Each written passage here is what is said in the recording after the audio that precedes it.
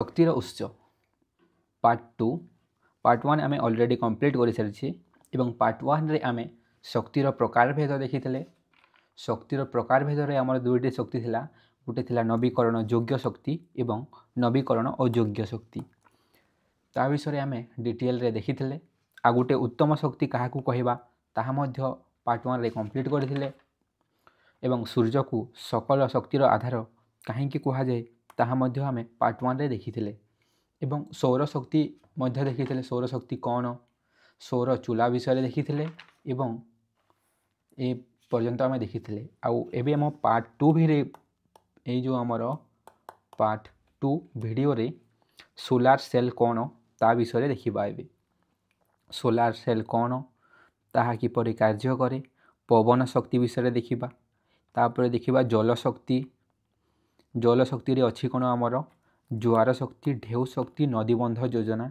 ये समस्त योजना द्वारा किपरि विद्युत उत्पन्न होउछि ताहा देखिबा एवं देखिबा ओशियन थर्माल एनर्जी यह देखिबा एवं देखिबा भूतापज शक्ति तापर अच्छे आमर न्यूक्लियर एनर्जी एते आमर पार्ट 2 वीडियो रे रहिबो तो वीडियो को चलो स्टार्ट करिबा। सोलार सेल घर गुड़िक जो सोलार लगी थाए देखि सोलार शक्ति को विद्युत शक्ति रे परिणत करने व्यवहृत उपकरण को सोलार सेल कहुए जो आमर सौर शक्ति अच्छी सौर शक्ति को उपयोग करी ताहाकू कौन करा सेठू विद्युत विनियोग विद्युत बाहर करा कौन कहुए आमर सोलार सेल कौ जगार आमर यूज रे आसुची जानवाहन चलाइबा रेडियो चलाइबा टेलीविजन चलाइबा एवं जंत्रपाति यही सौर सेल व्यवहार करा ये समस्त कौन होची आमर सौर सेल व्यवहार करिकी ये सब चलुची। सौर सेल उपरे प्रथमे गवेषणा 1954 मसीहा युक्तराष्ट्र अमेरिकार बेल टेलीफोन परोक्ष उपाय सौर तापरे जल गरम करी सेथिरु सृष्टि जलीय बाष्प साहाय्य टरबाइन घुराई विद्युत उत्पादन करने संभव है। प्रथमे कौन करथिले जो आमर युक्तराष्ट्र यूएसए अमेरिका अच्छी 1954 रे से कौन करथिला सौर शक्तिर ताप जोगु से कौन करथिला सेठू आमर जलीय को बाष्प करके से बाष्प टरबाइन घुराई से प्रथमे विद्युत उत्पादन करथिला। एबे देखिबा आमर सोलार सेल किपरि तैयारी होइछि एवं यह कहा उपरे निर्धारित सौर सेल रे सौर शक्ति सीधा सलख विनियोग विद्युत विभ्रांतर सृष्टि करे कहले कौन जो भी अच्छी आमर यही सोलार सेल एपरि थाए देखिए सबे ये सोलार सेल रे जेते बेले सौर ताप आसिक पड़ो सेठी कौन हुए गोटे विद्युत विभ्रांतर कहले कौन जेमिति गोटे आम इलेक्ट्रिक सर्किट को देखा ये गोटे बल्ब लगेदेवा रुक आम कौन कले गोटे एमती अच्छी विद्युत सर्किट ये गोटे बैटेरी अच्छी ये गोटे स्विच लगी ए बैटेरी रे जेते बेले आम स्विच टिपिबा जदि स्विच टिपिले कौन हम एथि विद्युत विभ्रांतर हम कौन अच्छी आमर यही वायर रे विद्युत नथिबो एवं जेते बेले आम कौन करबा स्विच को देबा एठू कौन हम विद्युत हाई टू कौआड़े जीव सी आमर हाई टू लो को जीव है विद्युत विभ्रांतर सृष्टि हुए कहले कौन जो विद्युत अच्छी है जो विद्युत अच्छी गोटे जगार कम हेबो आ गोटे जगार अधिक हेबो जेमिति पवन मध्य गोटे अधिक चापरू कम चाप को बही थाए एठारे मध्य विद्युत गोटे अधिक जो जगार थिबो सेठारु पुणी से कम जगह को प्रवाह करिवो तेणु यही पद्धति को कौन कहा जाए आलोक वोल्टीय प्रभाव बोली कहा जाए। एवं देखो आमर जो सोलार सेल अच्छी सोलार सेल मेनली दुईटा जिन को लेकिन बनी थाए गोटे एन टाइप सिलिकॉन आ गोटे अच्छी कौन आमर पी टाइप सिलिकॉन और आम जाइछु आम कौन जाने सिलिकॉन रो तार इलेक्ट्रोनिक कन्फिगरेशन केमती हुए किए कक्षर 2टी एल कक्षर 8टी एवं एम कक्षर केतोटी आमर 4टी तो जिते बेले आम सिलिकॉन सह आर्सेनिक को संयोग करवा से सिलिकॉन को कौन कहुए एन टाइप सिलिकॉन जोठी गोटे इलेक्ट्रोन कौन जो आमर गोटे इलेक्ट्रोन एक्सट्रा रही जाए जो कौन आमर गोटे इलेक्ट्रोन एक्सट्रा रही जाए एवं यही गोटे इलेक्ट्रोन जो ही विद्युत प्रवाह होता है कौन यही गोटे इलेक्ट्रोन जो ही विद्युत प्रवाह होता है एवं पी टाइप सिलिकॉन कहले कौन जिते बेले आम सिलिकॉन सहित बोरॉन को संयोग करते बेले कौन होता है आमर पी टाइप होता है। तो यह गोटे आम सेंटेंस देखी ना सिलिकॉन स्फटिक रे आर्सेनिक मिसाइले एन प्रकार सिलिकॉन हुए यहाँ आम जाने कौन जिते बेले आम सिलिकॉन सहित आर्सेनिक संयोग करवा सेटा कौन होता है आमर एन प्रकार सिलिकॉन होता है। सिलिकॉन सहित मिसिला बेले गोटे इलेक्ट्रोन बलि पड़े और यही मुक्त इलेक्ट्रोन चार्ज वाहक रूपे कार्य करे। आ गोटे जिन आम कौन जानी इलेक्ट्रोन आमर विद्युत किपरि बहे एटा गोटे कौन आमर वायर अच्छी एवं यही वायर रे आमर विद्युत केते बेले बहिबो विद्युत कहले कौन आमर विद्युतर संकेत आम जानी विद्युतर संकेत कौन आमर आई कौन से आमर आई आई जिते बेले गोटे वायर रे इलेक्ट्रोन गति करे कौन जदि यही वायर रे कौन असंख्य इलेक्ट्रोन अच्छा इलेक्ट्रोन जदि गति करेंगे है इलेक्ट्रोन जदि गति करेंगे तार विपरीत दिगरे कौन गति करे तार विपरीत दिगरे कौन करे गति विद्युत गति करे।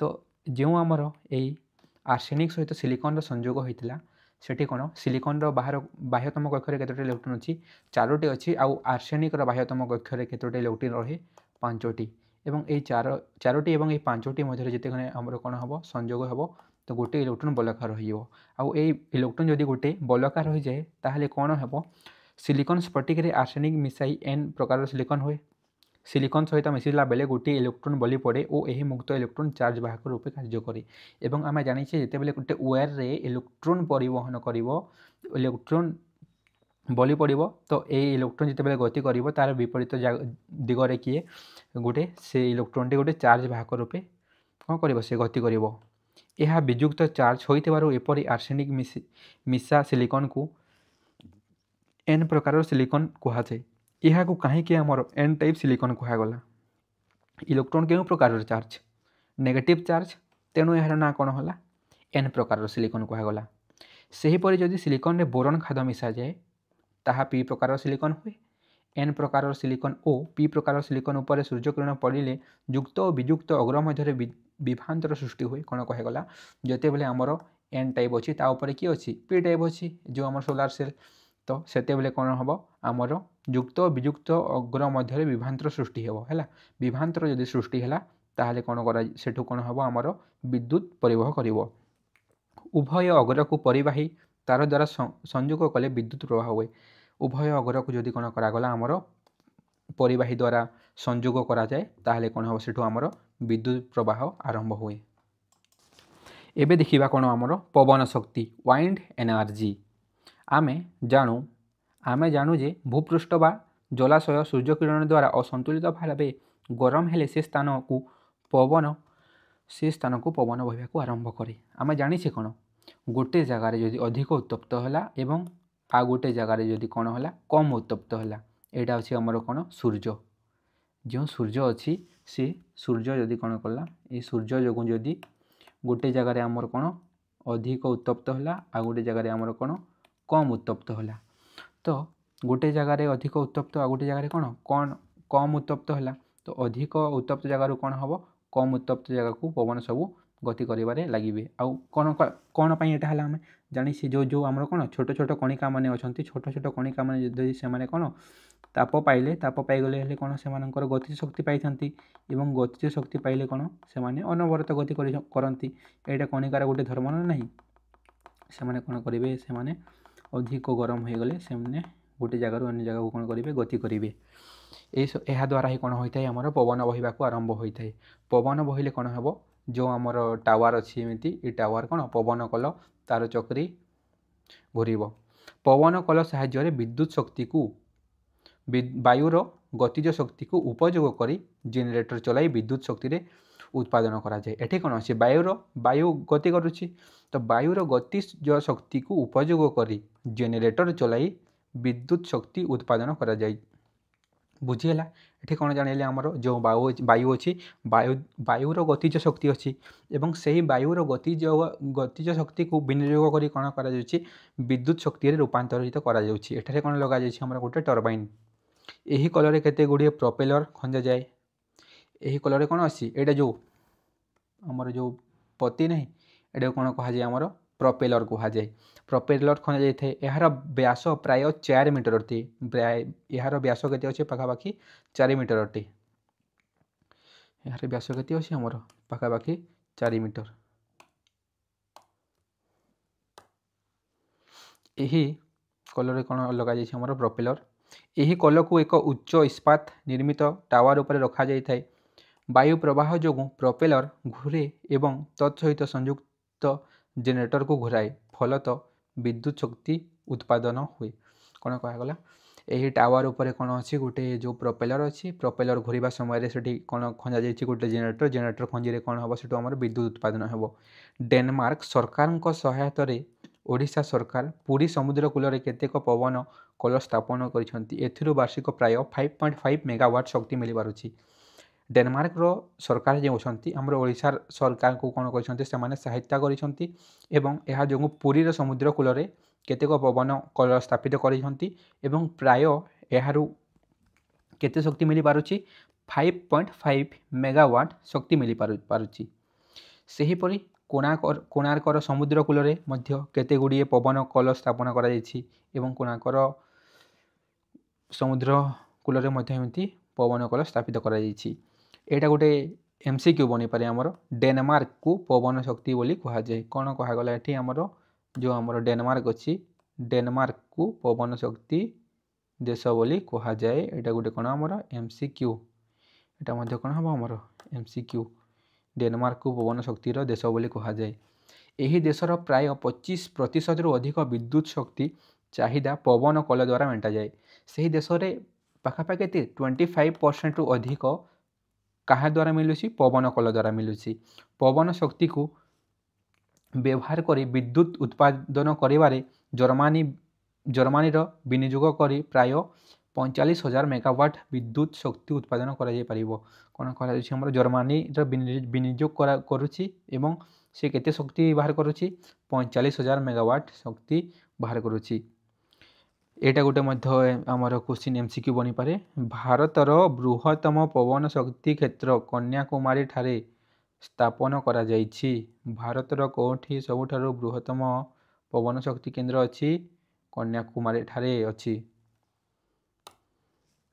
एठारे प्राय 380 मेगावाट विद्युत केते अच्छी प्राय 380 मेगावाट विद्युत अच्छी गोटे पवन कलरू उत्पादित शक्ति एते अधिक नुहे कौन कहगला गोटे पवन कलरू कौन बेसी शक्ति उत्पादित होना तेणु एका संगे गोटे स्थान में अनेक पवन कल स्थापन करा जाए यहाकू पवन शक्ति केंद्र बा पवन शक्ति क्षेत्र कहुए यहाकू कौन कहुए आमर पवन शक्ति केंद्र बा पवन शक्ति क्षेत्र कहुए गोटे पवन कल द्वारा तो ये आम विद्युत संग्रह करा तो सबको मिसाई जिते बेले आम विद्युत संग्रह करा जाए से क्षेत्र को कौन कहुए आमर पवन शक्ति केंद्र किंबा पवन शक्ति क्षेत्र कहुए यही क्षेत्र गुड़िकर समूह शक्ति व्यावसायिक क्षेत्र में विद्युत शक्ति उत्पादन में सहायक होता है एवं यही क्षेत्र गुड़िकर जिते सबू शक्ति निर्गत है कौन सब आम व्यावसायिक क्षेत्र में यह उपयोग करा जाए ये थिला कहा विषय आमर पवन शक्ति विषय पवन शक्ति रे कौन करा जाउछि जो वायुर गतिज शक्ति अच्छी वायुर गतिज शक्ति को कौन करा जाउछि ता द्वारा टर्बाइन घुराई से टर्बाइन रु कौन उत्पन्न करा जाउछि विद्युत शक्ति उत्पन्न करा जाउछि हैला एते एवं डेनमार्क को कौन कहुए पवन देश बोली कहुए एवं भारतर बृहत्तम पवन शक्ति क्षेत्र कौटी अच्छी कन्याकुमारी ठारे अच्छी एवं गोटे थिले पवन कल एवं से जगार बहुत सारा जदि पवन कल थी ताकू कौन कहुए आमर पवन शक्ति केंद्र किंबा पवन शक्ति क्षेत्र मध्य कहुए कहीं गोटे पवन कलर कौन यथेष्ट शक्ति मिल पार ना से कौन कराए गोटे गोटे ही जगार ही बहुत अनेक सारा आमर कौन पवन कल स्थापित करा जाइछि एबे देखिबा चलो आमे कौन हाइड्रो एनर्जी जलरू किपरि आमर एनर्जी सृष्टि करा जाउछि वायु परि जलरू मध्य शक्ति उत्पादन करी वायुरु जेपरि आमर कौन शक्ति उत्पादन कराए ताही सेहीपरि ही जलरू शक्ति उत्पादन कराए। आमे जानिछे कौन देख जेमिति जल बहे जेमिति वायु बहे है जेमिति आमर कौन अच्छी जेमिति आमर वायु बहुची सेहीपरि मध्य जल बहुची एवं जल कौन जिते बेले वृष्टिपात हुए वृष्टिपात केते बेले हुए सूर्य किरणर प्रभाव रे हुए। एबे देखिबा कौन निम्नमुक्त प्रकार जल शक्ति को व्यवहार कराए। जल शक्ति को क्या क्या रूप व्यवहार कराए ज्वार शक्ति ढेउ शक्ति नदी बंध योजना tidal energy wave energy river dam project. तो फास्ट गोटे गोटे देखिबा आमे प्रथमे कौन देखिबा आमर ज्वार शक्ति। ज्वार शक्ति टाइडल एनर्जी घूर्णयमान पृथ्वी उपरे चंद्रर माध्याकर्षण प्रभाव जोगु समुद्र जलर उत्तापतन परिलक्षित हुए और ज्वार सृष्टि होता है। केतेबेले ज्वार सृष्टि हुए जेतेबेले आमर पृथ्वी उपरे चंद्रर माध्याकर्षण प्रभाव होता है सेतेबेले समुद्र जल कौन होता है उत्तापतन माने सेटा आमर कौन ऊपर तले होता है ताहा जोगु ही कौन आमर ज्वार सृष्टि होता है। समुद्र जलर उत्थापतन रु ज्वार शक्ति सृष्टि एवं एठारु ही कौन आमर ज्वार शक्ति सृष्टि होता है। समुद्र तटवर्ती स्थान रे पिटी हेउतबा ढेउ शक्ति यथेष्ट अधिक जो आमर समुद्र तटवर्ती अंचल मध्य कौन होउछि ढेउ आसिकी पिटी होउछि ताहा मध्य अधिक थाए। 1961 मसीह फरासी वैज्ञानिक माने ज्वार रु शक्ति संग्रह पर एक योजना प्रस्तुत करते। 1961 मसीह कौन करते फरासी वैज्ञानिक माने ज्वार किपरि शक्ति संग्रह कर गोटे से माने योजना प्रस्तुत करते।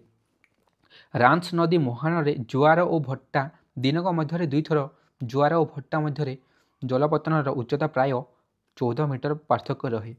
कहले कौन जो आमर रांच नदी अच्छी रांच नदी में दिनक आमर दी थर ज्वार आसे एवं ज्वार कहले कौन जो पानी आसूटा कौन तार जिते अधिक हाइट अच्छी पानी आसुदी एमती तार अधिक हाइट को कौन कह ज्वार एवं कम हाइट को कौन कहुए भट्टा कहुए। तो ता मध्य केते पार्थक्य थाए 14 मीटर जो आमर पानी आसूची सेटा कौन आमर 14 मीटर ऊपर को उठी जहाँ कहुए ज्वार एवं तल एरिया को कौन कहुए जो समतल जाऊँगी कौन कहुए भट्टा। तो केते पार्थक्य रहे 14 मीटर पार्थक्य रहे एवं सही ज्वार विद्युत शक्ति उत्पादन कराए। किपरि उत्पादन कराए देखिबा चलो। ज्वार शक्ति संग्रह पाई नदी मुहान में प्राय 20 किलोमीटर लंबर जलाशय निर्माण कराई सेथिरु स्विच गेट लगाए। कौन कहगला जो ज्वार आसूची ए ज्वार जो आसूची ता सामने एटा आमर कौन करागला एमती गेट लगागला एटा कौन करागला एमती आमर गोटे गेट धरनी एटा कौन आमर गेट एमती अच्छी है गेट टी केमती अच्छी एमती अच्छी आ ता सामने एमती ज्वार आसूची एटा ज्वार आसिला जिते बेले ज्वार आसो कौन कर गेट ये जो आमर 20 किलोमीटर लंबर जलाशय निर्माण करा कौन कर किसी गेट लगी से गेट को एमती ओपन करें गेट को ओपन करें कौन हम जल सब भर को पशिब एमती तापर पुणी कौन एमती गेट को बंद करदे टी बुझीगला कौन कर जो आमर 20 किलोमीटर अच्छी एमती गोटे अच्छी कौन एमती जदि तैयारी करवा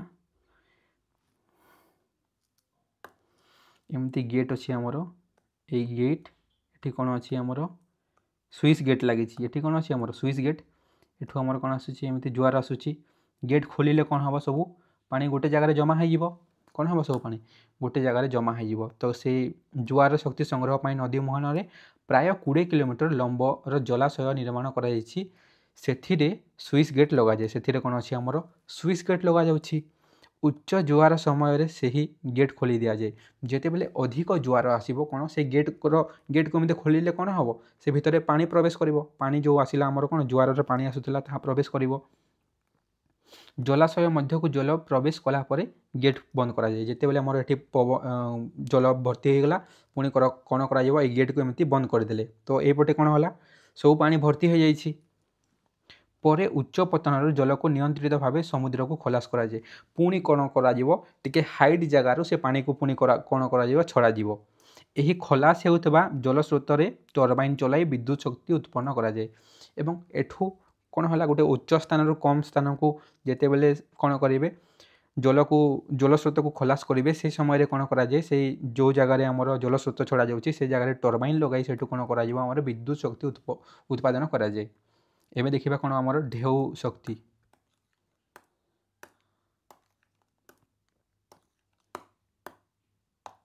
ଏବେ ଦେଖିବା କ'ଣ ଆମର ଢେଉ ଶକ୍ତି। ଜୁଆର ପରି ଢେଉରେ ଥିବା ଗତିଜ ଶକ୍ତିକୁ ବିନିଯୋଗ କରି ବିଦ୍ୟୁତ୍ ଶକ୍ତିରେ ଉତ୍ପାଦନ କରାଯାଇପାରିବ। ଯେମିତି ଆମର ଜୁଆର ଅଛି, ଜୁଆର ପରି ଏ ଢେଉ ଶକ୍ତିରେ ମଧ୍ୟ କ'ଣ ଥାଏ ଆମର, ଏଠୁ ମଧ୍ୟ ବିଦ୍ୟୁତ୍ ଶକ୍ତି ଉତ୍ପାଦନ କରାଯାଇପାରିବେ। ସମୁଦ୍ରର ଉପରି ଭାଗରେ ପ୍ରବଳ ବାୟୁ ପ୍ରବାହରୁ ଢେଉ ସୃଷ୍ଟି ହୁଏ। ଯେଉଁ ଆମର ସମୁଦ୍ରର ଜଳ ଅଛି, ଏଠି କ'ଣ ଅଛି ଆମର ବାୟୁ ଯୋଗୁଁ ହିଁ କ'ଣ ହେବ, ଏଟା ଆମର ଏଠି ଆମର ଢେଉ ସୃଷ୍ଟି ହେବ। ଏହି ଢେଉ ଶକ୍ତିକୁ ସଂଗ୍ରହ କରି ଟର୍ବାଇନ୍ ଚଲାଇ ବିଦ୍ୟୁତ୍ ଶକ୍ତି ଉତ୍ପାଦନ କରାଯାଏ। ଏବଂ ଏହି ଢେଉ ଶକ୍ତି କ'ଣ ହେବ, ଢେଉ ଶକ୍ତି ଦ୍ୱାରା କ'ଣ କରାଯାଏ, ଆମର ଟର୍ବାଇନ୍କୁ ଘୋରାଯାଏ ଏବଂ ଏହି କ'ଣ ଆମର ଶକ୍ତି ଉତ୍ପାଦନ କରାଯାଏ। ଆମର ଢେଉ ଶକ୍ତିର ଗୋଟେ ପିକ୍ଚର ଅଛି। ଏବେ ଦେଖିବା ଚାଲ କ'ଣ ଆମର ନଦୀବନ୍ଧ ଯୋଜନା। ନଦୀବନ୍ଧ ଯୋଜନା ରିଭର ଡ୍ୟାମ୍ ପ୍ରୋଜେକ୍ଟ। ନଦୀବନ୍ଧ ଯୋଜନା ଦ୍ୱାରା ନଦୀରେ ବନ୍ଧ ପକାଇ ଏକ ବୃହତ୍ ଜଳଭଣ୍ଡାର ସୃଷ୍ଟି କରାଯାଏ। ପରେ ଜଳକୁ ଉଚ୍ଚ ପତନରୁ ନିମ୍ନ ପତନକୁ ପ୍ରବଳ ବେଗରେ ଛଡ଼ାଯାଏ। ସେଥିରୁ ଜାତ ହେଉଥିବା ଜଳସ୍ରୋତ ଶକ୍ତି ଟର୍ବାଇନ୍ ଘୋରାଇବାରେ ବ୍ୟବହୃତ ହୁଏ। ଟର୍ବାଇନ୍ ସହ ସଂଯୁକ୍ତ ଜେନେରେଟର ଆର୍ମେଚର ଘୂରିବା ଦ୍ୱାରା ବିଦ୍ୟୁତ୍ ଶକ୍ତି ଉତ୍ପାଦିତ ହୁଏ। କ'ଣ କରାଗଲା, ଯେଉଁ ଆମର ନଦୀ ଅଛି, ନଦୀ ଏମିତି କ'ଣ ତାକୁ ଗୋଟେ ଡ୍ୟାମ୍ ବନେଇକି କ'ଣ କରାଯିବ, ତାକୁ ପ୍ରଥମେ ନଦୀ ବନ୍ଧ ପକାଇ ଜଳଭଣ୍ଡାର ସୃଷ୍ଟି କରାଯିବ। ପରେ କ'ଣ ହେବ, ଗୋଟେ ହାଇଟ୍ ଜାଗାରୁ ନିମ୍ନ ଜାଗାକୁ କ'ଣ କରାଯିବ, ପାଣି ପକାଯିବ। ପାଣି ପକାଇଲା ସମୟରେ କ'ଣ ହେବ, ଏଠାରେ ଆମର ଟର୍ବାଇନ୍ ଲଗାଇବେ ଏବଂ ଟର୍ବାଇନ୍ରେ କ'ଣ ଥାଏ, ଆମର ଏଇ ଆର୍ମେଚର ଅଛି। এই ଯେଉଁ ଆମର ଆର୍ମେଚର ଥିବ, ତାହା ଯେତେବେଳେ ଘୁରିବ ପୁରା ଟର୍ବାଇନ୍ଟି ଘୁରିବ ଏବଂ ଟର୍ବାଇନ୍ ଘୁରିଲେ କ'ଣ ହେବ, ଆମର ବିଦ୍ୟୁତ୍ ଶକ୍ତି କ'ଣ ହେବ, ଉତ୍ପନ୍ନ ହେବ। ଆମ ରାଜ୍ୟ ଓଡ଼ିଶାରେ ହୀରାକୁଦରେ ଅଛି। ହୀରାକୁଦ, ମାଛକୁଣ୍ଡ, ବାଲିମେଲା, ରେଙ୍ଗାଲି, ଉପର କୋଲାବ, ଉପର ଇନ୍ଦ୍ରାବତୀ ଆଦି ଜଳ ବିଦ୍ୟୁତ୍ ପ୍ରକଳ୍ପମାନ କାର୍ଯ୍ୟକାରୀ ହେଉଛି। ଗୋଟେ ଅଛି କ'ଣ ହୀରାକୁଦ, ଯେଉଁଠି କ'ଣ ହେଉଛି ଆମର ପାଣିକୁ ଉପର ହାଇଟ୍ରୁ କ'ଣ ଆମର ତଳ ହାଇଟ୍କୁ ପକାଯାଇକି ସେଠି ମଧ୍ୟ ଏମିତି ଟର୍ବାଇନ୍ ଘୋରାଇ ଆମର ବିଦ୍ୟୁତ୍ ଉତ୍ପାଦନ କରାଯାଇପାରୁଛି। 1948 ମସିହାରୁ ଭାରତ ସରକାର ଜଳ ବିଦ୍ୟୁତ୍ ଯୋଗାଣ ଆଇନ ପ୍ରଣୟନ କରିଛନ୍ତି ଏବଂ 1948 ମସିହାରୁ ହିଁ କ'ଣ ଆମର ଭାରତ ସରକାର ଜଳ ବିଦ୍ୟୁତ୍ ଯୋଗାଣ, ଯେଉଁ ସବୁ ବିଦ୍ୟୁତ୍ ଆସୁଛି ସବୁ କେଉଁଠୁ ଆସୁଛି, ଆମର ଜଳରୁ ଟର୍ବାଇନ୍ ଘୋରାଇ ଆସୁଛି। ଏବେ ଦେଖିବା କ'ଣ ଆମର ସାମୁଦ୍ରିକ ତାପଜ ଶକ୍ତି।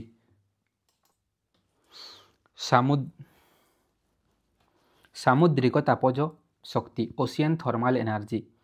ସମୁଦ୍ରର ପୃଷ୍ଠଭାଗ ଓ ଅଭ୍ୟନ୍ତରୀଣ ଜଳ ମଧ୍ୟରେ ଥିବା ତାପମାତ୍ରାର ପ୍ରଭେଦକୁ ବ୍ୟବହାର କରି ଶକ୍ତି ସଂଗ୍ରହ କରାଯାଇପାରିବ। ସାଗର ବା ମହାସାଗରର ପୃଷ୍ଠଭାଗ ସୂର୍ଯ୍ୟତାପରେ ଉତ୍ତପ୍ତ ହୁଏ, କିନ୍ତୁ ଅତି ଗଭୀରରେ ଥିବା ଜଳ ଅପେକ୍ଷାକୃତ ଥଣ୍ଡା ଥାଏ। କହିଲେ କ'ଣ, ଯେଉଁ ଆମର ସମୁଦ୍ରର ଉପର ଭାଗ ଅଛି, ତାହା କ'ଣ ସୂର୍ଯ୍ୟର ତାପ ଯୋଗୁଁ ଉତ୍ତପ୍ତ ହୋଇ ରହିବ, କିନ୍ତୁ ଯେଉଁ ଗଭୀର ଜାଗା ଅଛି, ଗଭୀର ଜାଗା କ'ଣ, ଯଦି ଆମେ ଅତି ଗଭୀରକୁ ଯିବା, ସେଠାରେ କ'ଣ ଆମର ସେତେ ସେ ଥଣ୍ଡା ରହେ। ତାପଜ ଶକ୍ତି ରୂପାନ୍ତରଣ କେନ୍ଦ୍ରମାନଙ୍କରେ ତାପଜ ଶକ୍ତିରେ ରୂପାନ୍ତରିତ କରାଯାଏ। ଏହି ପ୍ରକାର ଶକ୍ତିକୁ ସାମୁଦ୍ରିକ ତାପଜ ଶକ୍ତି କୁହାଯାଏ। ଏବଂ ଯେଉଁ ଜାଗାରେ ଏମିତି କ'ଣ ଆମର ସାମୁଦ୍ରିକ ତାପ ଯୋଗୁଁ ହିଁ ତାପଜ ଶକ୍ତିକୁ ଆମର ବିଦ୍ୟୁତ୍ ଶକ୍ତିରେ ପରିଣତ କରାଯାଏ, ତାହାକୁ ଆମର କ'ଣ କୁହାଯାଏ, ଏହି ପ୍ରକାର ଶକ୍ତିକୁ ସାମୁଦ୍ରିକ ତାପଜ ଶକ୍ତି କୁହାଯାଏ। ସମୁଦ୍ରର ଉପର ଭାଗ ପ୍ରାୟ କେତେ ଥାଏ, ଆମର 2 କିଲୋମିଟର ଗଭୀର ଜଳ ମଧ୍ୟରେ ଏମିତି ଯେଉଁ ଆମର କ'ଣ ଅଛି, ସମୁଦ୍ରର ଉପର ଭାଗଠୁ 2 କିଲୋମିଟର ଯାଏଁ ହେଲା, ଯେଉଁ ଆମର ସମୁଦ୍ର ଉପର ପୃଷ୍ଠରୁ 2 କିଲୋମିଟର ଯାଏଁ, ଏଠି କେତେ ପାର୍ଥକ୍ୟ ରହିବ ତାପମାତ୍ରାର 20 ଡିଗ୍ରୀ ସେଲସିୟସ୍ ଏବଂ କେଲଭିନ୍ରେ କହିଲେ କେତେ 293 କେଲଭିନ୍ କହିବ। ଏହାକୁ କେତେ କହିବ, ଆମର 293 କେଲଭିନ୍ ହେଲେ ଯାଇକି ଆମର ପାୱାର ପ୍ଲାଣ୍ଟଟି କାର୍ଯ୍ୟରେ ଆସିବ। ଏଠି କ'ଣ କରାଯାଏ, ଭୂପୃଷ୍ଠ ଭାଗର ତାପ ତରଳ ଏମୋନିଆ ଓ କ୍ଲୋରୋଫ୍ଲୋରୋକାର୍ବନକୁ ବାଷ୍ପୀଭୂତ କରିବାରେ ବ୍ୟବହୃତ ହୁଏ। ଯେଉଁ ଆମର ସମୁଦ୍ର ଜଳର ଭୂପୃଷ୍ଠ ଅଛି, ଏଠି କ'ଣ ଆମର ଏମୋନିଆ, ଯେଉଁ କ'ଣ ଅଛି ଆମର ଏମୋନିଆ, ଆଉ ଗୋଟେ ରହିଲା କି ଆମର CFCକୁ ବାଷ୍ପୀଭୂତ କରିବାରେ ବ୍ୟବହୃତ ହୁଏ। ଉପର ପୃଷ୍ଠ କ'ଣ କରେ, ଏମୋନିଆ ଏବଂ କ୍ଲୋରୋଫ୍ଲୋରୋକାର୍ବନକୁ ସେ ବାଷ୍ପୀଭୂତ କରାଏ। ବାଷ୍ପୀଭୂତ ହେଲେ କ'ଣ ହେବ, ଯେଉଁ ଆମର ବାଷ୍ପ ବାହାରୁଛି, ସେଇ ବାଷ୍ପ କେଉଁଠି କାର୍ଯ୍ୟରେ ଆସିବ, ଟର୍ବାଇନ୍ ଘୋରାଇବାରେ କାର୍ଯ୍ୟରେ ଆସିବ। ସେ କ'ଣ ହେବ, ଟର୍ବାଇନ୍ ଘୋରାଇବାରେ କାର୍ଯ୍ୟରେ ଆସିବ। ଅତି ଗଭୀରରେ ଥିବା ଥଣ୍ଡା ଜଳକୁ ପମ୍ପ ସାହାଯ୍ୟରେ ଉପରକୁ ଉଠାଯାଇ ବାଷ୍ପକୁ ଥଣ୍ଡା କରି ପୁଣି ତରଳ ଅବସ୍ଥାକୁ ଅଣାଯାଏ।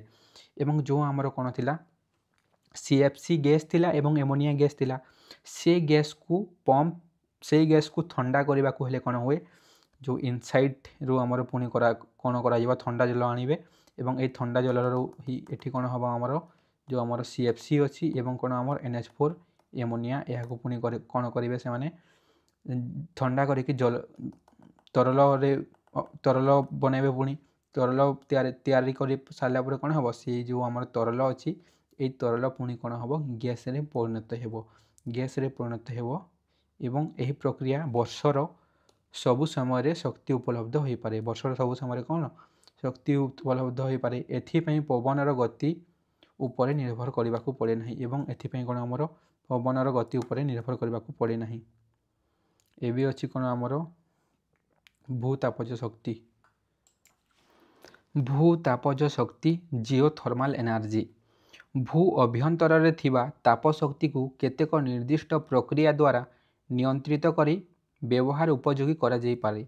ଏହି ତାପ ଶକ୍ତିକୁ ଭୂତାପଜ ଶକ୍ତି କୁହାଯାଏ।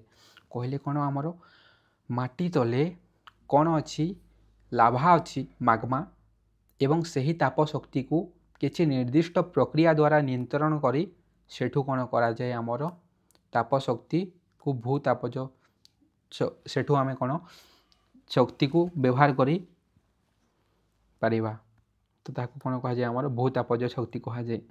ଆମେ ଜାଣୁ ପୃଥିବୀର ଗଭୀରତମ ସ୍ଥାନ ଗୁଡ଼ିକରେ ଅତ୍ୟନ୍ତ ଉତ୍ତପ୍ତ। ଆମେ ଜାଣିଛେ କ'ଣ ପୃଥିବୀର ଯେଉଁ ଗଭୀରତମ ସ୍ଥାନ ଅଛି ସେଇଟା ଆମର ଅତ୍ୟନ୍ତ ଉତ୍ତପ୍ତ।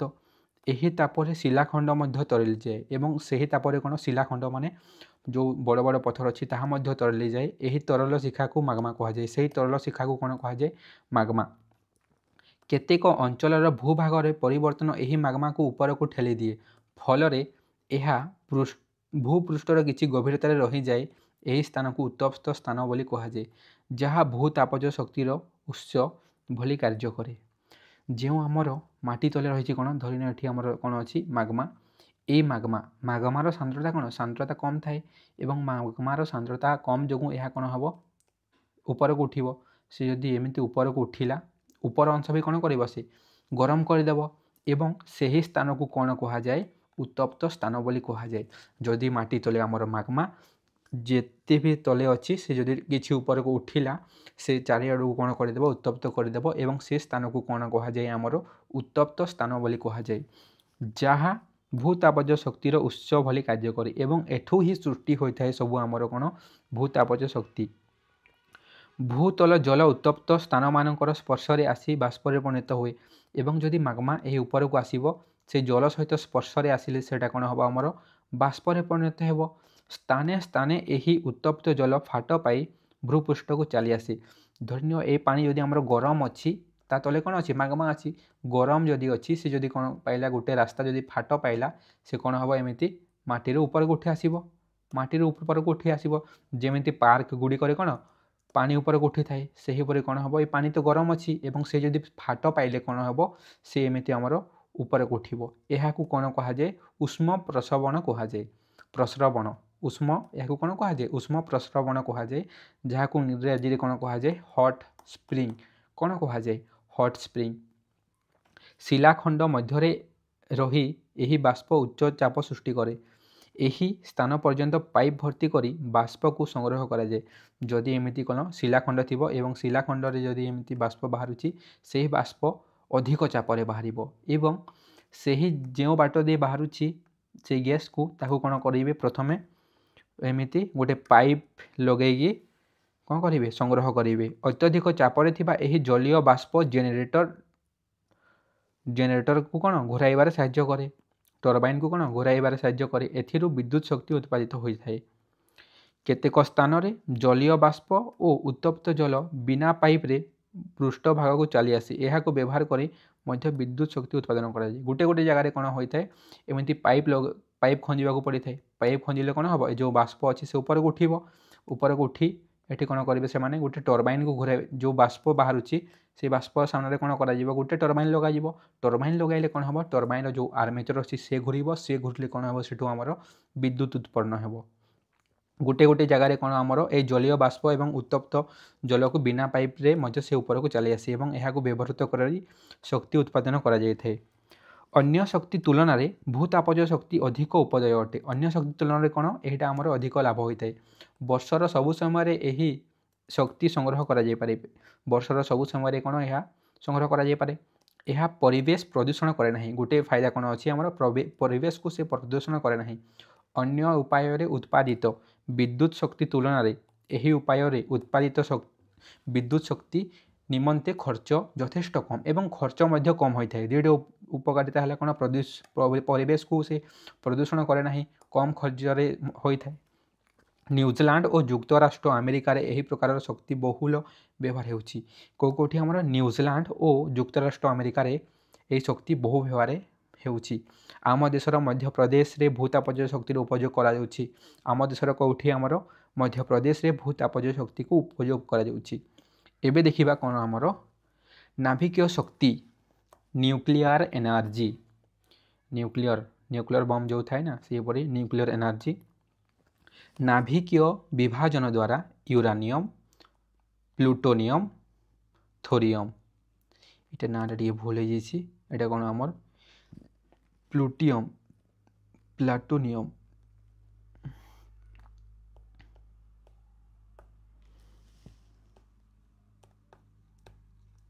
प्लूटियम कौन कौन है यूरानियम प्लूटियम बा थोरियम एरा गोटे गोटे कौन आमर परमाणु। ए परमाणु को कौन करागला जो आमर ये परमाणु अच्छा ये परमाणु को कौन कर आमर ए मैंने कौन आमर गुरु परमाणु ए गुरु परमाणु को कौन भांगी एमती लघु परमाणु करा एवं भांगा समय जेते शक्ति निर्गत हेबो सही शक्ति को कौन कहा जाए आमर नाभिकीय। गोटे गुरु परमाणु को लघु परमाणु रे भांगा जेते शक्ति निर्गत हुए ताहाको कौन कहा जाए आमर नाभिकीय शक्ति कहा जाए। एवं केते शक्ति निर्गत हुए एठारू जेते शक्ति निर्गत हुए सेटा बहुत प्रचुर परिमाण रे थाए ताहाको कौन कहा जाए आमर नाभिकीय शक्ति। नाभिकीय विभाजन द्वारा यूरानियम प्लूटोनियम बा थोरियम परि कौनसी गुरु परमाणुर नाभिकीय विभाजन घटिले यह लघु नाभिकरे परिणत हुए। यही प्रक्रिया रे प्रचुर शक्ति निर्गत हुए यह नाभिकीय शक्ति कहा जाए। लघुटू आम कौन करवा गुरु बनइबा से समय प्रचुर मात्रा रे शक्ति निर्गत हुए यह कौन कहा जाए आमर नाभिकीय शक्ति कहा जाए। आमर देशर कौ कोठी अच्छी महाराष्ट्र तारापुर, राजस्थान राणा प्रताप सागर, तमिलनाडुर कल्पकम, उत्तर प्रदेश नारोरा, गुजरात काकरापुर, कर्णाटकर नाइगा। यार असुविधा कौन जदि यह आम भल भाव कौन डिस्पोज करवा नहीं परिचालना करवा नहीं ताहले कौन हम आमर परिवेश को प्रदूषण कर अत्यंत खर्च एवं यह गोटे ए गुरु परमाणु कौन आम सीमित यह लिमिटेड सबु जगार यह कौन आमर उपलब्ध हो पार ना। एतिकी आम कौन असुविधा तीनोटी अच्छी परिवेश में प्रदूषण अत्यधिक खर्च गुरु परमाणु सीमित अच्छी। एते हेले आमर कौन एग्जाम्पल मन रखी नब कौन आमर यूरानियम प्लूटोनियम एवं थोरियम।